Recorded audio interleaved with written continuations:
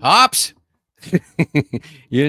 Muli po, magandang araw, magandang hapon at magandang gabi sa mga kababayan natin na nasa iba't ibang panig ng mundo at iba't ibang panig ng Pilipinas. Shout out po sa inyong lahat.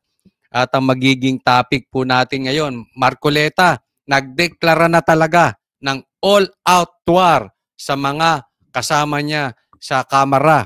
Lalong-lalo na dito sa Quadcom. Nako, talagang ininsulto pa ang isang atras abante na pastor na si Boy Dila at fake news. O yun, pag-usapan natin yan. At isa, pulis, patay, niyari ng mga adik, ipinagtanggol pa ng kapulisan. Aba, matindi, no? Kumakampi na, di umano sa mga adik. Totoo ba ito? O yan. Ito po ang mga pag-uusapan natin ngayon. Pero bago po tayo magsimula, ulit, nagpapaalala lang tayo.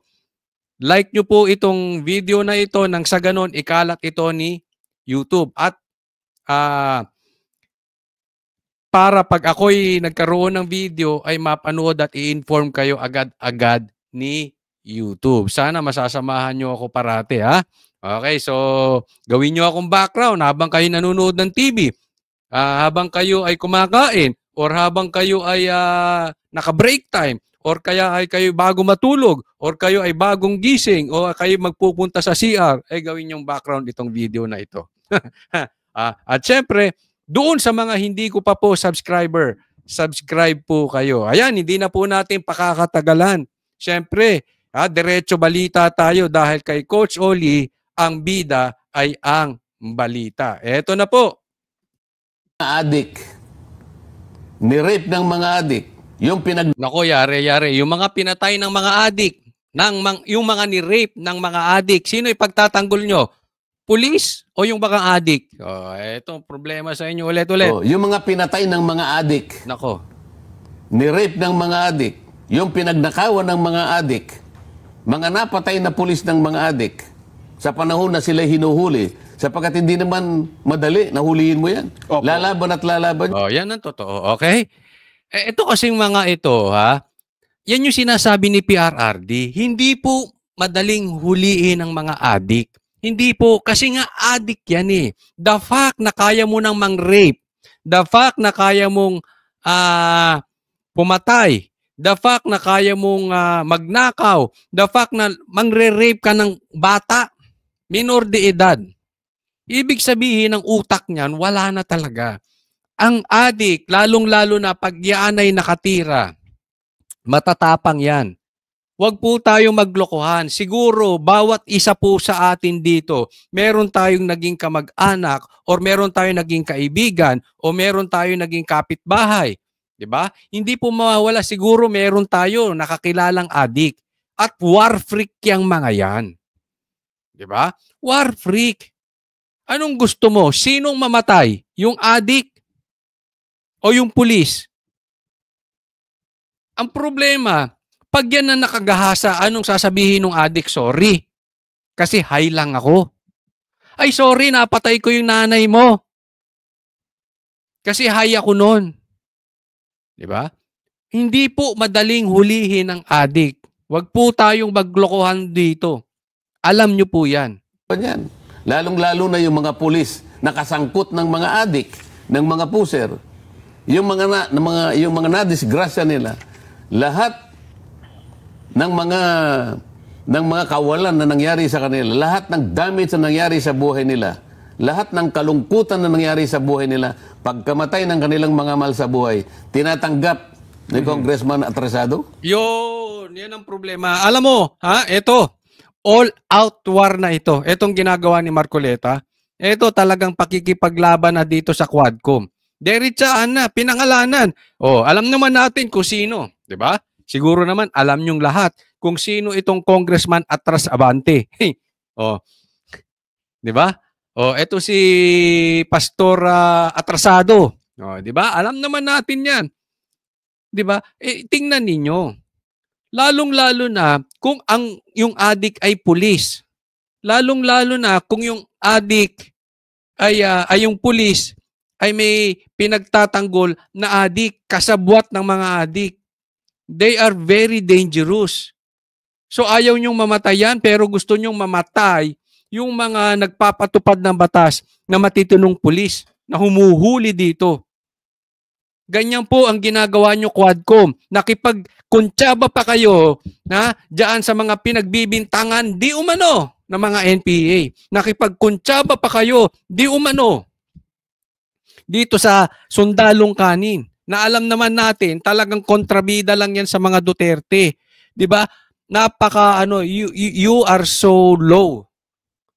Isipin mo, tinakbuhan nyo pa si Trillanes kasi hindi nyo kaya si PRRD.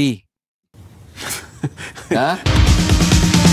Maraming salamat sa video mo, Presidential Tracker. Ang sabi po nung isang at saka Net25 po, ayan. mababata sa taga Maynila, nung simula kakampi niyo po ako, Pangulong Duterte.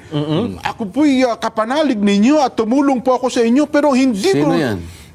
Si yung sabi niyo patras lagi ko. Ayan, pag-usapan natin to si Atras Abante, Congressman Pastor Atras Abante, na sinasabi dati ay siya ay maka-Duterte. Sinungaling ka, fake news ka, iba ang sinuportahan mo.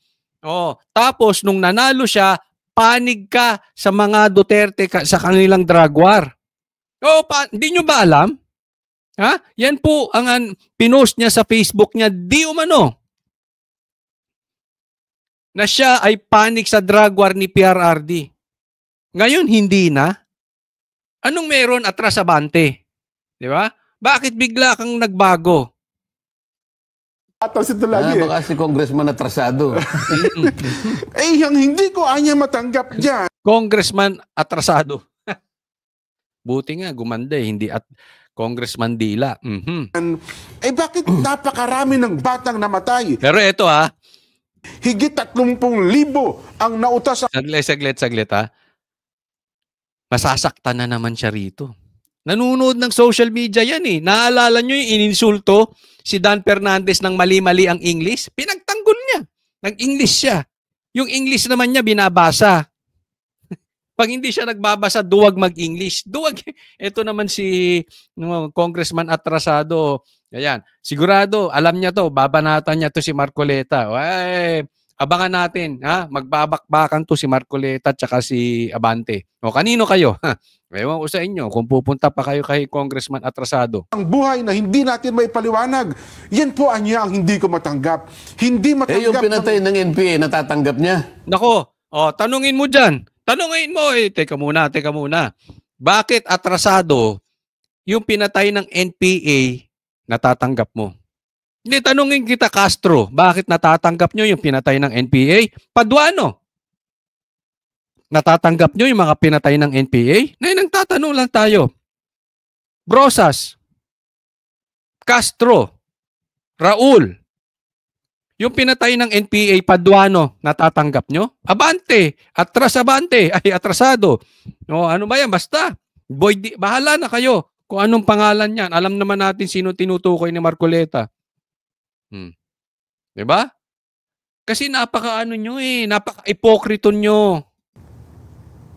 Yung mga dinukot, pinagpapatay, pinugutan ng ulo, kung ano, alam mo kung tumira ang Abu Sayyaf, talagang hindi manlulumo ka talaga Morbid nga, sabi mo. Pugutan ng ulo dyan. Natatanggap niya yun?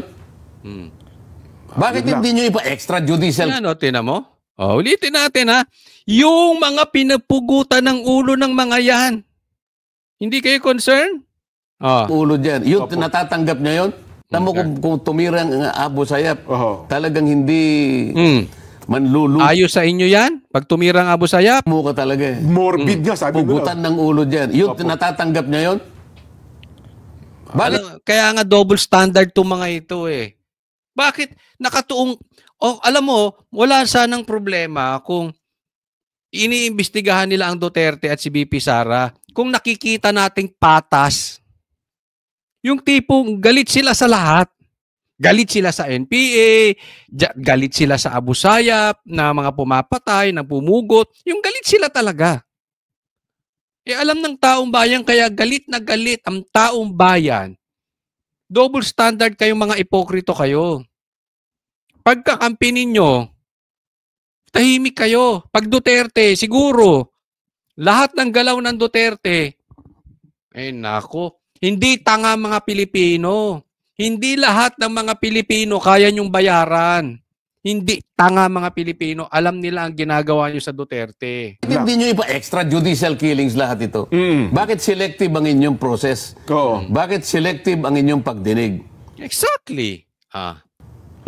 Oh, yung mga pinatay ng mga adik. Mamaya pag-uusapan natin, yung mga pinatay ng adik, may balita tayo patungkol dyan. Pinagtanggol pa. Pinagtanggol pa ng mga pulis. Di umano mamaya pag-usapan natin yan. Kasi kinakampihan yung mga adik, ewan ko ba sa inyo? Ni-rape ng mga adik.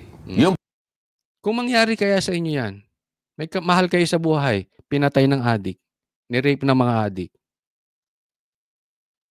Sinong gusto nyo ipagtanggol? Adik pa rin? Baka adik kayo, mga no? Or, nakikinabang kayo sa negosyo ng drugs. pinagnakawan ng mga adik, mga napatay na pulis ng mga adik, sa panahon na Ayan, ulitin ko. Mga napatay na pulis ng mga adik. sila hinuhuli, sapagkat hindi naman madali, nahulihin mo yan. Opo. Lalaban at lalaban yan.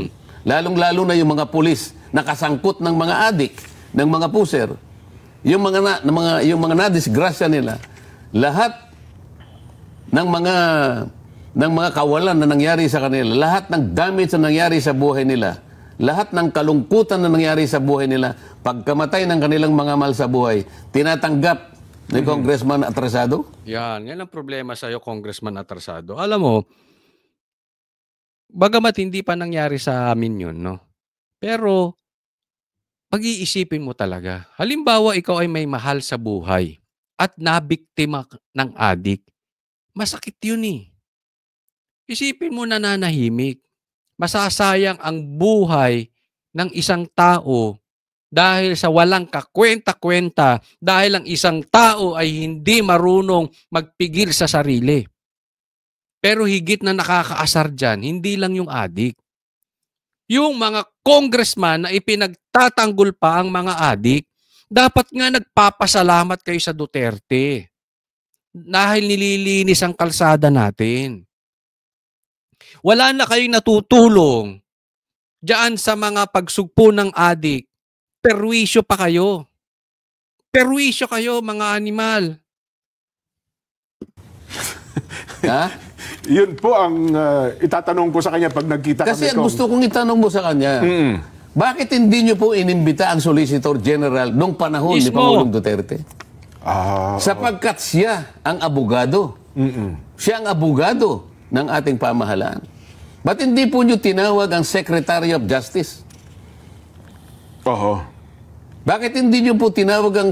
Alam mo, Congressman Marcoleta, maputol po kita. Hindi nila tatawagin yung mga magbibigay ng linaw na hindi talaga guilty ang mga Duterte diyan sa drug war na yan. Tingnan nyo itong si Cardema, Congressman Cardema.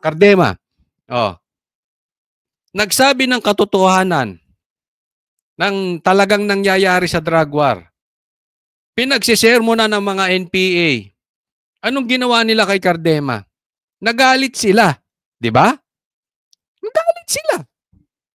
Hindi sila talaga magtatawag. Ang gusto nito, makinig po kayong mabuti Tanong ko sa inyo mga congressman, lahat ba nang sabihin ninyo gusto nyo oo na lang si BP Sara? Ang gusto nyo, oo na lang si PRR. Di pag sinabi niya mamamatay tao ka, oo. Pag sinabing abusado kayo, oo. Pag sinabing kinuha ang confidential funds, oo. Yan ang gusto ninyo eh. Umuo na lang ng umuo sa inyo. Kasi hindi nyo naman binabalanse. Hindi naman kayo kumukuha ng mga ibang witnesses. Hindi naman kayo kumukuha ng resource person na magbibigay ng linaw doon sa kabilang panig. Laging ang kinukuha nyo, the likes of Trillanes at saka itong mga NPA dyan, di umano. Para ano? Hindi kayo naghahanap ng katotohanan. Naghahanap kayo ng ididiin. Ang gusto nyo, Oo lang ng oo ang mga Duterte sa inyo. Sino man yung mga chief of police ng panahon ni Pangulong Duterte, sila po ang higit na nakakaalam ng pagpapatupad ng war on drugs. Kung gaano naging epektibo, gaano naging tahimik ang Oo, paligid natin. hindi ba? Ano, oo. Bakit selective? Ang kinuha nyo lahat na mga tetestigo dito sa ating inquisitorial proceedings ng ating Quackcom. Opo. Ay, hindi Quackcom. Sorry. Hindi Quackcom yan, Kong Marcoleta. Duwagcom. Sabi nga ng ating mga manonood, Duwagcom. Iba yung Quackcom. Yung mga biktima na maraming sama ang loob sa ating Pangulo sapagkat sa maraming paraan, maring sila nasaktan sa war on drugs. Tama lang yun eh. Nako. Gusto natin ipakita sa ating mga kababayang nakikinig dyan. Talagang walang due process. Pasalamat nga sila, dumating pa yung Pangulo eh. Ayun nga po, Kong. No? Okay, alam mo, yan ang sinasabi natin. Kailangan lang maging patas kayo. Pag patas naman kayo, gaya ng sabi ko, mauunawaan ng taong bayan. Kaya lang yung pag-iimbestigan nyo, iisang panig lang. Yan. Dapat inimbitan nyo yung mga nabiktima ng mga adik. Yung mga asawa na napatay ng mga adik. Mga asawa ng mga pulis na napatay ng mga adik. Yung mga asawa na nanggagalit dahil na-rape ang kanilang asawa nitong mga adik. Yan ang dapat nyong iniimbestigahan. Eto, panuorin naman natin ito ha, tingnan natin. Patay ang 2 pulis matapos mabaril sa buy-bust operation sa Sultan Kudarat. Ang kanilang mga nakaengkwentro, mga notorious na high-value drug suspect. Nasa frontline na balitang yan si Gary De Leon. Yan patay. Patay pulis, pinatay ng 2 adik. Masaya na kayo, Quadcom. 2 pulis patay. Pinatay ng mga adik at mayroon pang mga nasaktan na pulis. Masaya na kayo. Eto, sino itong spokesperson nila? Masaya ka na? Mamaya, pag-usapan natin yan. Marbil, masaya ka na. Masaya na kayo, Quadcom. Martin, masaya ka. Marcos, ako nagtatanong lang kung masaya kayo. May namatay na pulis. Pinatay ng adik. Siguro, sasabihin, kasi pinasusuko nila eh. Di pinatay sila nung adik. Pero alam mo maganda rito? Alam nyo kung ano maganda? Buti na lang buhay yung adik. Yan ang gusto nyo, di ba? Sinunod nyo kasi Itong mga pulis, tandaan nyo po ito kasi mga pulis na ito na namatay, sinunod nyo kasi yan si Marco. Itong Quadcom. Sinunod nyo kasi yung mga Makabayan Black. Sinunod nyo si Martin. Yan yung sinasabi ni PRRD, ayaw nyo makinig eh. Yan yung sinasabi ni Marcoleta. Hindi madaling pasukuin yung mga pulis na yan. Di anong headline? 2 pulis patay, buti buhay mga adik. Masaya kayo? Nauwi sa engkwentro ang buy-bust operation ng mga pulis sa barangay Simuay sa Sultan Kudarat, Maguindanao del Norte. Nahuli ang 2 drug suspect na sina alias Ting at alias Kasi. Nasabat din ang 1 kilo ng shabu na nagkakahalaga ng 6.8 million pesos. Sa kasamaang palad, napatay ang 2 operatiba ng PNP Drug Enforcement Special Operations Unit 15. Kinilala sila Police Corporal. Ayan. Tingnan nyo, Quadcom, titigan nyo mabuti. Masaya kayo dahil sila ang patay? Yung adik buhay? Marcos, tingnan nyo. Paimbestigahan nyo pa Abante. Martin, paimbestigahan nyo pa yung drug war. Para mas marami pang pulis mamatay at maraming mabuhay na adik. Tuloy nyo yan. Maganda yan. Kirk Sipin at patrolwoman Rosalyn Bull. Patay. Happy? Happy kayo? Nagtatanong lang tayo, Quadcom. Happy kayo? Buhay yung adik?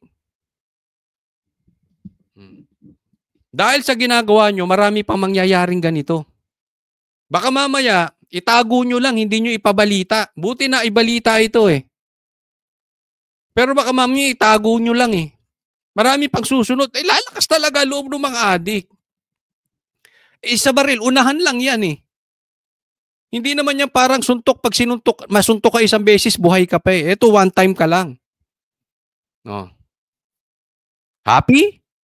Happy kayo? Martin? Okay kayo dyan? Quadcom? Okay kayo dyan? Atrasado. Congressman atrasado, happy ka dyan? Na ikaw pa dati sinusuportahan mo drug war ni PRRD, di umano. Nakalagay sa Facebook page mo, nakita ko. Totoo ba yan? Sabihin mo hindi totoo. Sabihin mo hindi totoo yan. Na ma-fact check ka. Ako'y nagtatanong, totoo ba yan? Kung hindi totoo, sabihin mo. Masaya ka na dyan, Congressman atrasado? Yes, natamaan sila ng bala sa ulo. Sugatan din sa engkwentro ang dalawa pang pulis. Nagpapagaling pa sila sa ospital. Ayon sa Isipin mo yun. PNP-DEG, namaril ang mga sospek na makatunog ng mga pulis ang kanilang katransaksyon sa droga. Tingnan mo. 2 patay, 2 nasa ospital pa. Namaril yung pulis, namaril yung suspect nung nalaman nila ang katransaksyon nila pulis. Ito yung matagal na naming sinasabi. Ito yung sinabi namin doon sa mga nagpabudol kay Marcos na hindi nakinig sa amin. Ito rin yung sasabihin ko ngayon doon sa mga hindi nakinig kay PRRD at nakinig kayo dyan sa Quadcom. I told you so. We told you so. I hate to say we told you so. Halangang bitukan ng mga yan eh. Alam naman to ng mga pulis eh. Nagmamagaling lang tong Quadcom. Alam mo, hindi ko masisi yung pulis na namatay. Hindi ko po sinisisi yung pulis ha. Ang sinisisi ko dito, yung sistema. Natural, takot yung pulis eh. Bakit? Walang back up. Nakikita nila na parang kakampi pa itong Quadcom. Kahit ikaw pulis, matatakot ka eh. Matatakot kang gumalaw. Di bali nang mapatay ako. Di ba? Parang ganun eh. Baka sakaling hindi ako madali. Kesa hindi ako sumunod, yayariin ako ng Quadcom. Yayariin ako ng mga bata ni Martin, ng mga bata ni Marcos. Pero nung panahon ni PRR dito, timbog yung 2 drug lord na yan. Timbog yung mga adik na yan. Bakit? Yun yung sinasabi natin na pinakita ni PRRD. Basta in the line of duty, sagot ko kayo. So yung pulis, ganado, gawin yung trabaho nila. Nagagawa nila ng tama. Bakit? May suporta ng leader eh. Ito, matatakot kang gumalaw. Bakit? Suportado ng Quadcom at yung mga adik. Pag niyari namin to, yari kami. Hindi nga nila alam, halangang bitukan ng mga adik na yan, unahan yan. Anong gagawin natin? Mas gugustuhin yung may patay na pulis kaysa sa adik? Interaction dito sa mga suspect or target na individual natin. Nagkaroon nga ng encounter, na-consume naman po natin yung ating pong target. Nahuli po itong ating mga suspect. Napag-alaman din na notorious sa bentahan ng droga ang 2 nahuling drug suspect. Paong mga high-value individual sila at matagal nang tinitiktikan ng mga pulis. Sa ngayon, pinagahanap pa ang 2 pang kasabwat ng mga inaresto. Matagal nang tinitiktikan. And yet, patay yung pulis. Anong ibig sabihin nito? Ibig sabihin, inaral na nila. Pero hindi mo makikita talaga ang danger pagdating dun. Naintindihan nyo? This is a great example. Inaral nila, alam nila ang gagawin, and yet namatay yung mga pulis. Ayaw nating mangyari yan. Yung pulis na yun, marami pang pagsisilbihan. Nabuhay pa yung adik. 2 pa malala, nasa ospital. Hindi natin alam, baka 4 ang mamatay dyan. Kasi yung 2 buhay pa. Baka hindi na ibalita ulit eh. Now, tanungin ko kayo.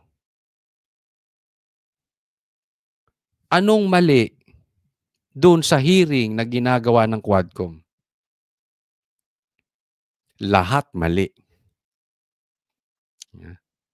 Hindi na kayo nakatulong sa pagsugpo ng mga adik, perwisyo pa kayo. Nakatakas sa bypass. Hindi tayo titigil hanggat mabigyan natin ng hustisya itong mga pulis natin na nasawi. Ito naman to si Fernando ba to? Ano bang pangalan niya ito? Ha? Hindi ko rin maintindihan tong babae na ito.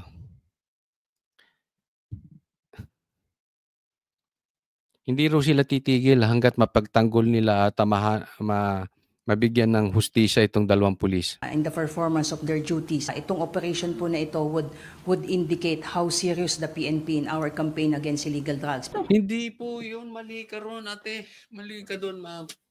Itong nangyari daw ngayon, pinapakita na gaano sila kaseryoso sa pagsugpo ng droga. Hindi po yan. Hindi po yan ang nakita. Again, paano naging spokesperson to? Mali-mali ang sinasabi mo. Hindi po yan. Ang nakita dyan, kung gaano kadelikado, hindi kung gaano kayo kaseryoso. You are not serious. If you are serious, dapat hindi yung pulis ang patay. Dapat ang adik ang patay dyan. Yan yung sinasabi ni PRRD. Ba't hindi mo tanungin yung bossing mong si Marbil? Boss, masaya tayo yung kasama natin ang patay. Pambira naman kayo. Ipinagtanggol mo pa na tama yung ginagawa ninyo. Hindi nga eh. Sino bang masaya? Nung kabaro nyo pa ang namatay. Parang sinasabi nyo, ginajustify nyo pa na ganito ang drug war. Patay ang pulis. Parang ganun eh. Bagamat di mo sinabi, ginajustify mo na seryoso kayo sa pagsusugpo ng droga. Kaya may namatay. Mali. Hindi dapat yung pulis ang patay, dapat yung adik ang patay. Mag-usap-usap kayo dyan. I mean, hindi natin alam kung itong Quadcom ay pakinabang. Hindi natin alam kung si Marbil ay may pakinabang sa gobyerno ngayon. Hindi natin alam. Hindi po tayo nagbibintang. Pero kawawa yung mga kabaro nyong namamatay eh. Sila yung humaharap sa danger. Harap pa sa danger yan si Marbil. Yung mga Quadcom, harap ba yan? Ganun lang yan. Puro dokdaklak yan. Harap ba yan? Kayo, yung mga kasama nyong humaharap, you should know better than that. Pinagtanggol nyo pa. Ang bihira naman, oh. Nagbabalita mula sa Hindi ko maintindihan itong mga ito eh.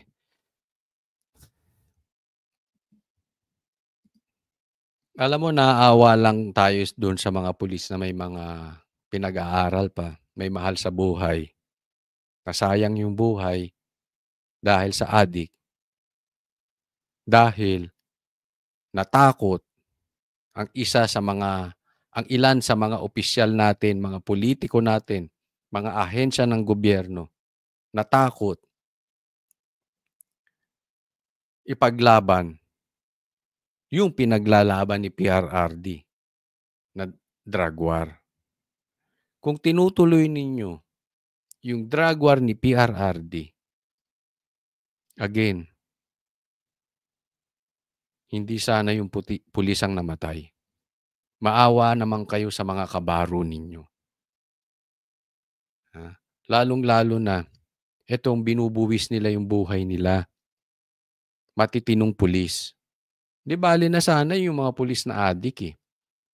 Pero itong matitinong pulis, kaya nyong sikmurain.